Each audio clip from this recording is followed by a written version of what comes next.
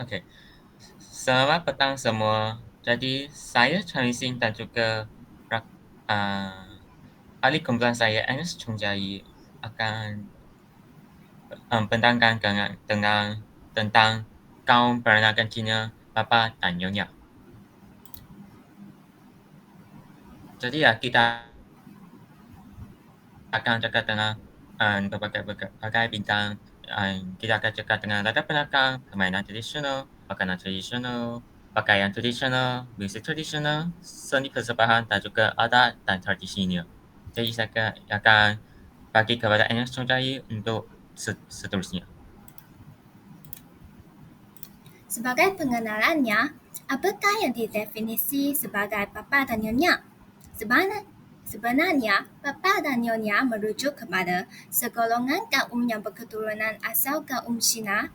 Mereka sebenarnya berasal dari Hokkien, China, yang menyerapkan cara hidup kaum Melayu. Disebabkan perkawinan antara Sultan Melaka iaitu Sultan Mansur Shah dan Puteri Hang Lipo. Itulah sebab kebanyakan Bapa dan Nyonya tertumpu di negeri-negeri selat seperti Melaka. Setelah Pulau Pinang dan Republik Singapura dikembang serta dimajukan, ramai golongan Bapa dan Nyonya telah berhijrah ke negeri tersebut, terutamanya di Singapura. Bapa dan Nyonya berasal daripada warisan tradisi Cina dan mempunyai unsur-unsur pengaruh kebudayaan Melayu. Perkawinan campur antara kaum Cina dan kaum Melayu melahirkan budaya Cina yang unik serta tradisi Melayu. Contohnya, ada istiadat perkawinan. Kedua-dua pengantin akan memakai pakaian yang indah dan berwarna-warni sebagai warisan budaya Cina tradisional. Rumah bapa juga akan dibina berdasarkan pelan-pelan tradisional Cina berbanding dengan kaum Melayu. Jadi, bagaimana kita dapat membezakan masyarakat Bapa dan Nyonya dengan masyarakat Cina? Iaitu berdasarkan nama mereka. Nama tengah dan nama akhir Bapa dan Nyonya adalah sama sekali dengan ahli keluarganya.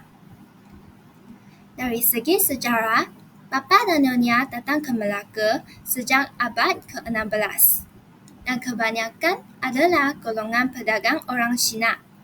Datang ke Melaka disebabkan kedudukan strategik Melaka sebagai pusat perdagangan yang terkenal di dunia.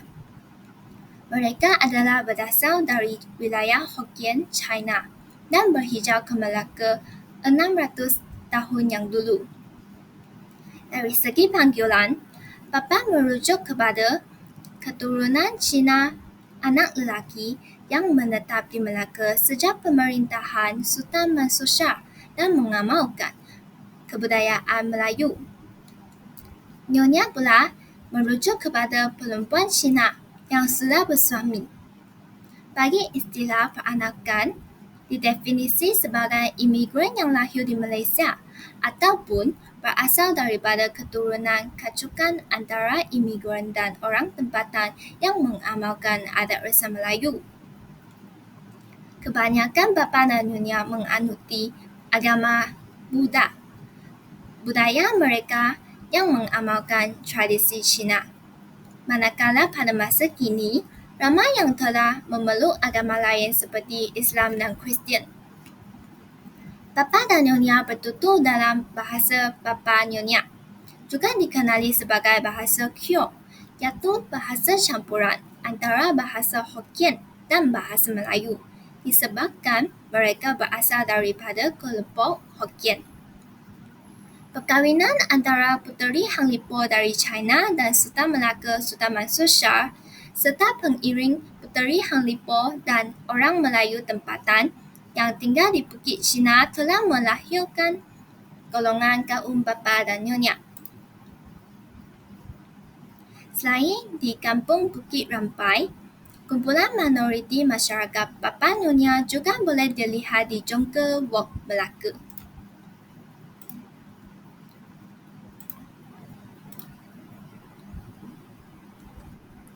Jadi ya, jika akan cakap dengan permainan tradisional mereka, antaranya adalah permainan Katsuki. Permainan ini adalah kad yang dimainkan. permainan kad yang dimainkan menggunakan tag 60 kad bersaiz 60 mm darab dengan 24 mm. Jadi ada dua tag yang diperlukan untuk permainannya. Permainannya macam sempurna dengan manja yang mungkin perasaannya. Jadi kita akan tengok video itu untuk tahu macam mana mungkin.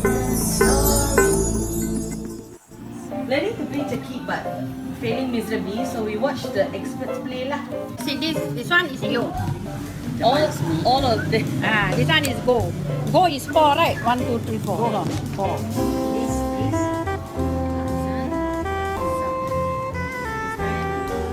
Chinese word. 6. I know 6. This one. You got 6, 1, 2, 3, 4, 5, 6. Seven. You got 6. Others The one rest you I got don't 3, know. no. So this is G. This is go, same family. But this fella and this fella is also No, same. this one got 4 there. This one got 2 only. Oh, the top you're looking at. Ah. So how do you game? You game when you get like this. Say you got 15 cards, right? 3, 6, 9, 12, 15. This is game. Say you got 1 passport, 2 passport. Must have passport, the same one. So when I get any one of these, I throw 1 card first. And then another card, I throw this, I turn. This one I don't want to take because my card long already. So I don't want. Okay. So this one will be shorter. So I throw back so she cannot eat. Yeah, pun. Okay. See, now I turn. So Wah, because done already. I got 3, I got passport, I got 3, 3. So now I want this lah. Tan tan tan tan. I'm so confused right now. I'm so confused. All I know is you need to get 3. You must set 3. You're supposed to get 5 sets of 3s. Then you game. game. This one I sampai lah.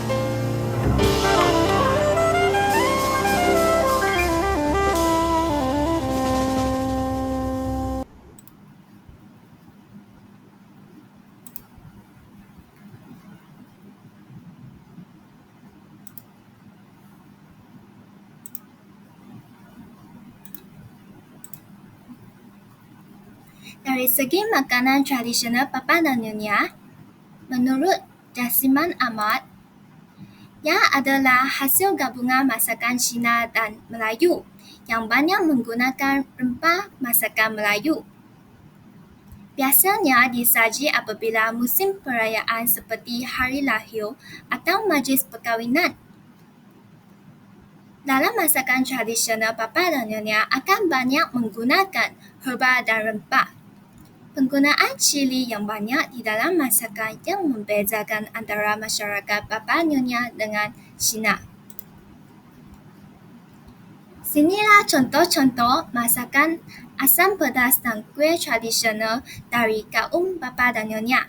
Pertama sekali, nasi kunyit.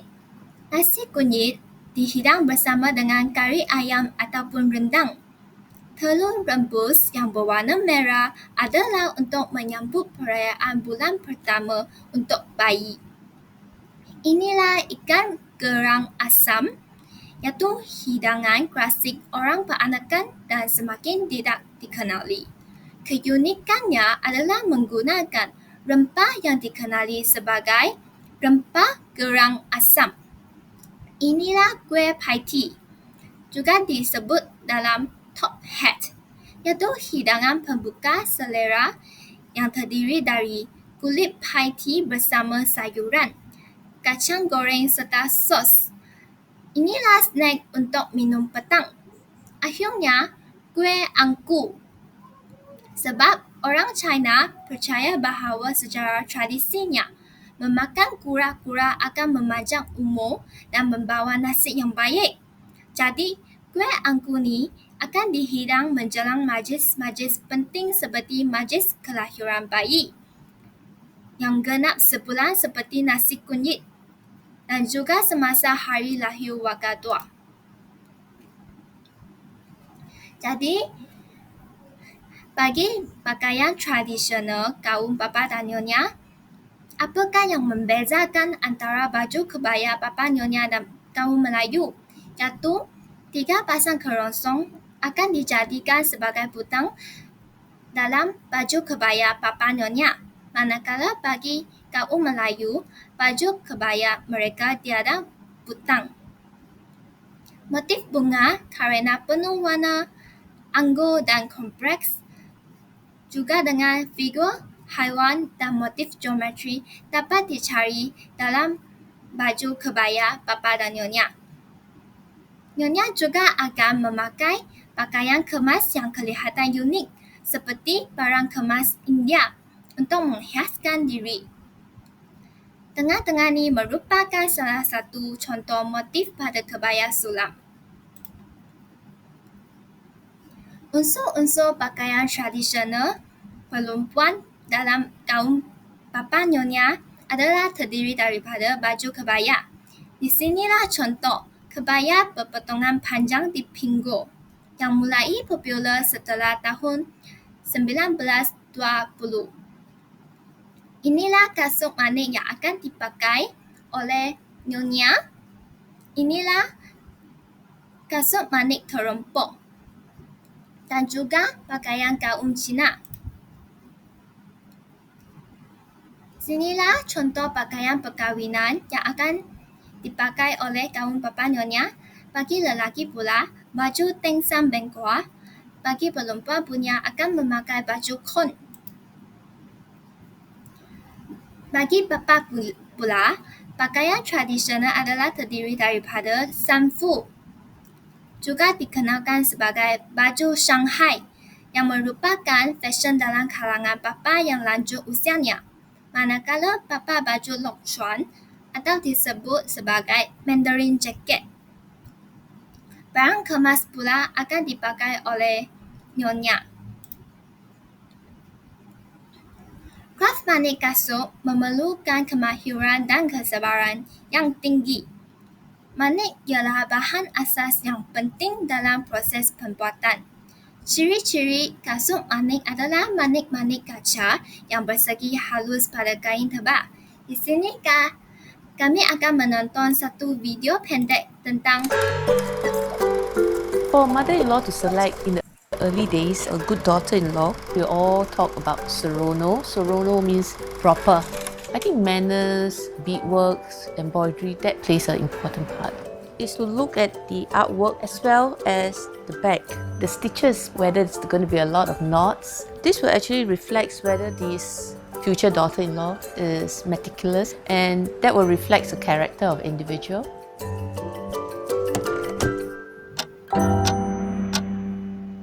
My name is Angeline. I'm a 6th generation Peranakan. I have been beading for about 20 years.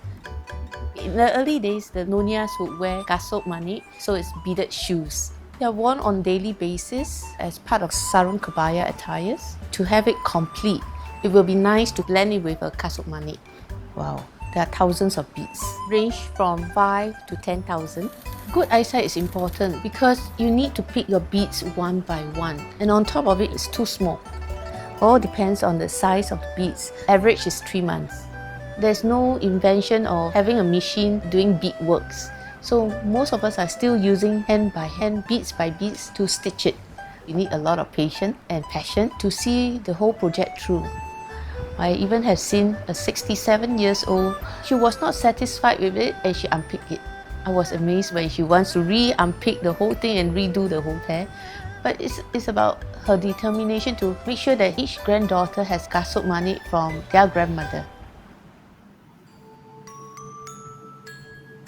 I lost my dad when I was very young, and to earn a living, my mom would have to work, and I would actually go with my grandmother to Joo Chiat almost every day. I was just a little girl, and she would just hold my hand and would share with me stories, even though I dread walking, because walking can be a long distance. She will always find shortcut, and I always ask her, "Mama, how come you know this shortcut?" She said, "Because I everyday walk here." She will also share with me a lot of stories about being a Nonia. It made me realize that who I am, because I was confused. Okay, yeah, as a little girl. When you're at home, families are talking in Baba Malays, a little bit of Hokkien, English. Yes, we are Chinese, but on the other hand, we are also Peranakan in terms of our heritage. So I want.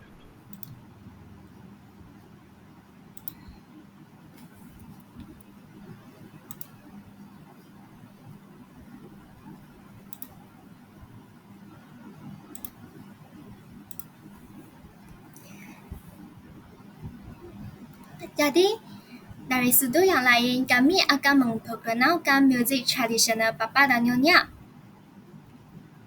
yang merupakan dondang sayang.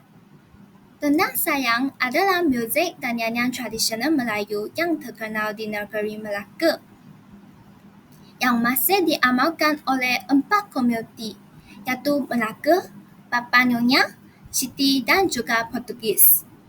Dondang sayang bermaksud lagu kasih atau nyanyian kasih. Kewujudan dondang sayang adalah lebih awal daripada kewujudan Kesultanan Melayu Melaka pada abad ke-15.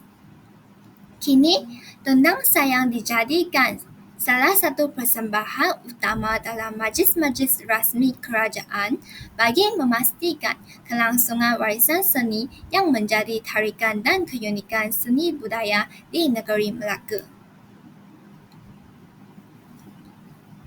Jadi, seperti masyarakat Melayu di Melaka, masyarakat Bapa Nyonya juga mempunyai seni tari yang beridentiti Bapa Nyonya, seperti tarian Bapa Nyonya. Selain itu, mereka juga akan mengamalkan tarian singa, Fukian opera, dan juga tarian Bapa Nyonya yang kami akan menonton video pendek ni.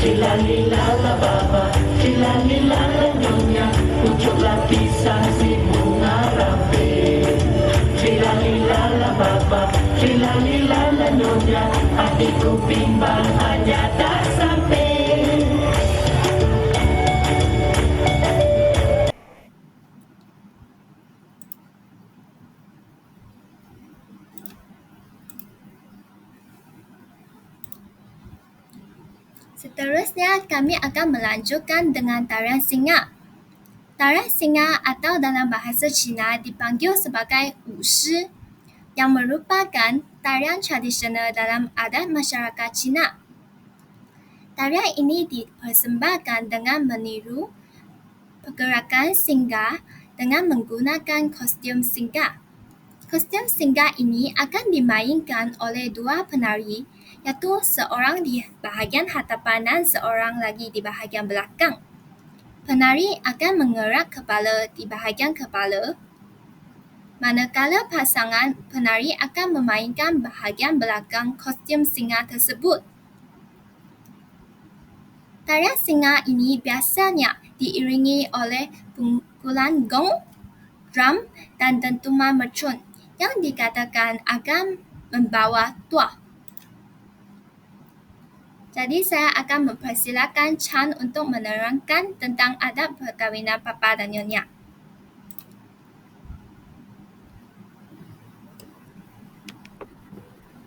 Jadi kita akan jadi ada perkahwinan Papa Nyonya ada istiadat masyarakat Melayu.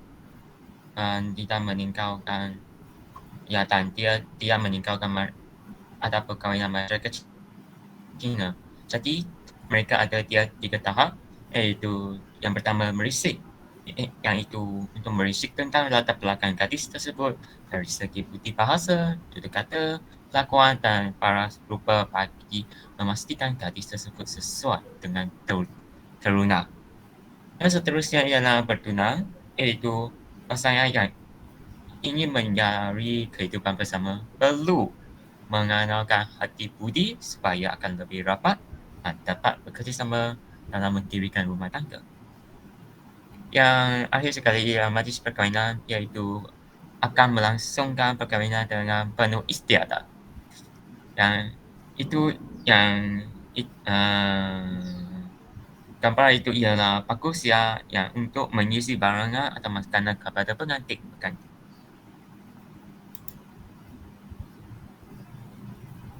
Sebelum melangsungkan perkahwinan, pasangan pengantin dihendaki menjalani beberapa upacara. Bagi pengantin lelaki, mereka akan mengadakan caiki untuk mengajar dan memberitahu pengantin lelaki untuk ada tanggungjawab dalam keluarga yang akan dibinakan. Yang seterusnya ialah Syah yang terlibat dengan kaisai dan kunyit untuk diangkat sebagai cara untuk membuang segala masalah yang dihadapi oleh pengantin lelaki. Yang seterusnya ialah mencukur rambut untuk membuktikan kepada masyarakat lelaki, pengantin lelaki itu adalah golongan yang baik. Dan akhirnya ialah soja untuk menyembah kepada Tuhan. Jadi bagi pengantin perempuannya, mereka perlulah menyala lilin di sekeliling rumahnya dan juga rumah pengantin lelaki. Yang seterusnya ialah mengantar untuk bagi penyanyi perempuan melihat akan didadang pengantin rambut perempuan rambut akan didadang dengan kemas supaya kelihatan menarik. Yang seterusnya ialah paiciu untuk macam pengantin perempuan akan diberikan arak oleh bapanya dan juga doa resta oleh ibu bapanya untuk memberikan pengantin perempuan sentiasa dilindungi setelah menjadi isteri.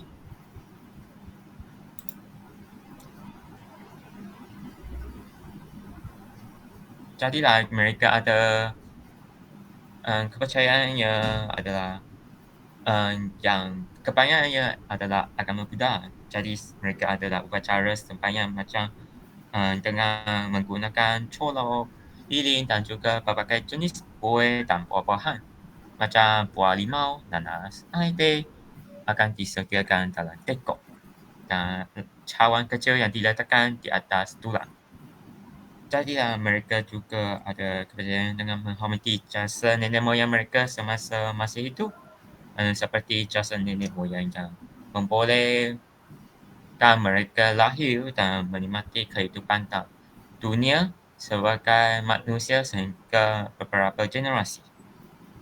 Mereka juga akan kepercayaan kepada keramat, iaitu kepercayaan terhadap sesuatu yang aneh, misalnya seperti kebiasaan sesetengah masyarakat Melayu.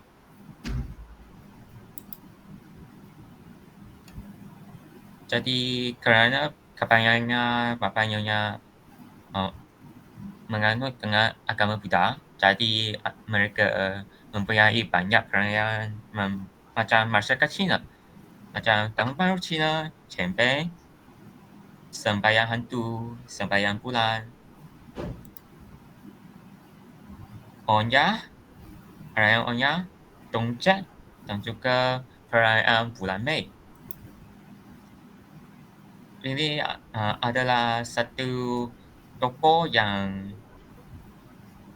budaya adakan budaya Bapa Nyonya iaitu Tun Datuk Seri Tan Cheng Lock, iaitu seorang jawatan Presiden Persatuan Cina Tanah Melayu iaitu MCA. Tempoh perkhidmatannya adalah dari 27 Februari 1949 hinggalah Mac 1958. Jadi dia juga satu ahli parti politik Persatuan Cina Tanah Melayu. Jadi kesimpulannya, kebudayaan masyarakat Papua mempunyai kebudayaan yang unik dan menarik dan perlu dipelihara oleh masyarakat Papua itu sendiri supaya keunikan Papua Nyonya mereka tidak semakin dibingungkan. Tapi seorang peranakan yang dibesarkan dalam suasana moden di mana mereka tidak akan didedahkan dengan budaya ini, malah tidak diberitahu oleh ibu bapanya, tidak akan mempunyai identiti peranakannya kerana mereka tidak menyedari identiti mereka sendiri. Jadilah sebagai jambatan negara, kita harus menghargai etnik Papua Nyonya agar dapat diwariskan kepada generasi yang akan datang.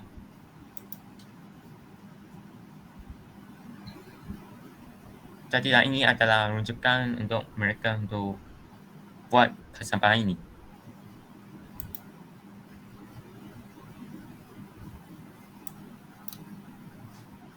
Jadilah ini adalah pesan kita. Jadi terima kasih.